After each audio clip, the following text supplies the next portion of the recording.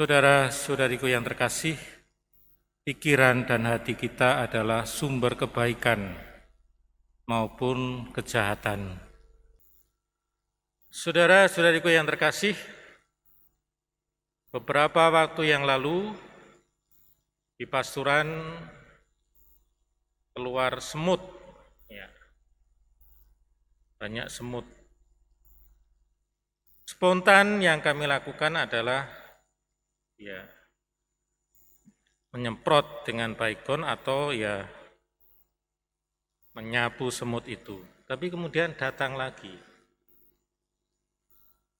Lalu kami ingat dulu nasihat dari Romo almarhum, seorang Romo yang mengatakan semut datang pasti karena ada makanan. Maka kami mencari, ditelusuri datangnya dari mana. Setelah dilihat di situ ada sisa-sisa makanan. Ketika sisa makanan itu dibersihkan, semutnya tidak datang lagi. Kalau kita datang ke dokter yang baik, itu tidak hanya kalau kita sakit memberi obat supaya sembuh, atau kalau kita sakitnya parah diamputasi begitu saja. Tapi dokter yang baik adalah mencari tahu penyebabnya apa. Mungkin karena makanan, mungkin karena gaya hidup, sehingga penyakitnya itu bisa dicegah. Tidak hanya diobati, tapi dicegah.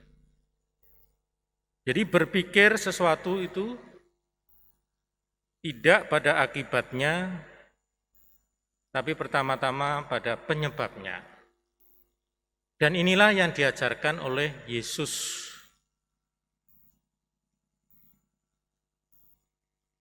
Yesus melihat segala sesuatu itu bukan pertama-tama pada akibatnya, peristiwanya. Misalnya pada hari ini tentang perzinahan. Nah, Yesus melihat perzinahan itu fokusnya pada apa yang menyebabkan. Yang menyebabkan adalah, katakan barang siapa memandang wanita dan menginginkannya, mulai dari mata. Tetapi kita bisa kritis, apakah mata ini bisa berpikir?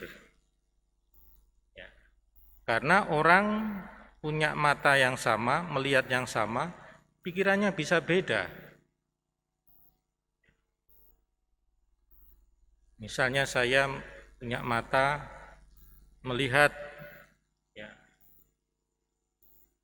katakanlah makanan, misalnya durian. Waduh, saya kepengen hanya dengan melihat itu. Tapi orang lain melihat durian langsung mual. Padahal yang dilihat sama. Demikian juga wanita. Orang bisa melihat wanita. Wanita itu katakanlah menarik hati, tetapi orang lain melihatnya dengan mata yang melihat yang sama bisa berbeda. Melihatnya karena kasihan. Jadi, kalau Yesus mengatakan hari ini mata itu harus dicungkil kalau mengantar itu, kita juga harus kritis melihat dalam konteks kitab suci yang lain. Dan kalau saya renungkan, sebenarnya sumber segala dosa ataupun kebaikan itu adalah pikiran dan hati. Dikatakan dalam Lukas 6:45, orang baik itu mengeluarkan perbendaharaan yang baik itu dari hatinya yang baik. Jadi kalau orang itu hatinya baik, pikirannya baik, melihat sesuatu pasti baik. Tapi kalau orang itu jahat, ya mbok dibungkus rapet-rapet, ya pikirannya tetap bisa jahat. Kalau niatnya memang jahat. Nah, inilah yang diajarkan Yesus kepada kita, yaitu soal Yesus ini radikal. Radikal bukan arti suka kekerasan, tapi radix itu kan akar. Yesus melihat sesuatu itu dari akarnya, dari penyebabnya. Apa sih yang membuat orang itu seperti ini? Jangan dilihat dari perbuatannya saja, tetapi apa yang menyebabkan. Dan ini bisa kita praktekkan dalam seluruh hidup kita. Menilai sesuatu itu jangan mulai dengan apa yang nampak. Misalnya anak-anak ini kok nakal ini. Lalu terapinya ya harus dihukum, harus dipukuli. Harus bertanya, kenapa anak ini nakal? Dari situ bisa ditelusuri, oh sebabnya kurang perhatian, sebabnya ada trauma, ada kekecewaan. Kenapa anak ini minder? Dicari. Tidak dihakimi, oh ini minder ini, wah ini goblok ini, wah ini enggak bisa. Tapi dicari akarnya apa? Kenapa saya kok mudah marah? Ya dicari akarnya. Dan dalam bacaan pertama kita diinspirasi bahwa seringkali keheningan itu membuat kita lebih mudah untuk menemukan suara Tuhan. Dalam bacaan pertama, bacaan yang sangat indah, bagaimana Nabi Elia mencoba mendengarkan suara Tuhan. Kemudian ada angin, ada gempa, ada api, Tuhan enggak nampak. Tetapi ketika angin sepoi-sepoi, tenang, Tuhan hadir. Maka kita diajak juga untuk berani untuk hening, berani untuk refleksi, masuk ke dalam diri kita, mengoreksi pikiran-pikiran kita, hati kita, yang merupakan sumber baik kebaikan maupun kejahatan. Karena dari situlah muncul yang baik dan muncul yang jahat. Amin.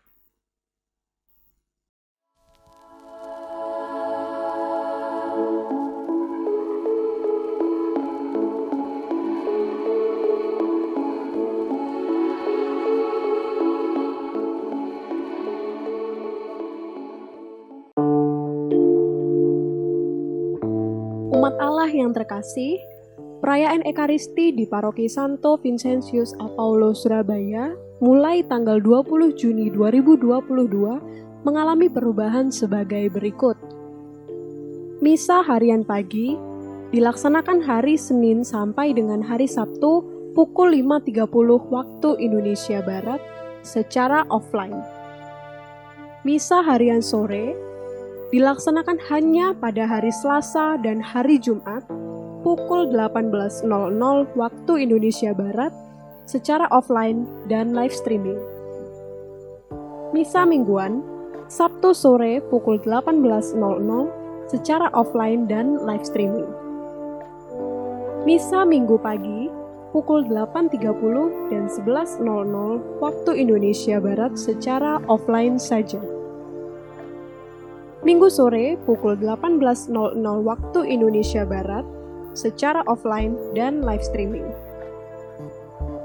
Doa Rosario dilaksanakan setiap ada misa sore pukul 17.30. Live streaming bisa diikuti hanya di channel YouTube dan Facebook Media SVAPS.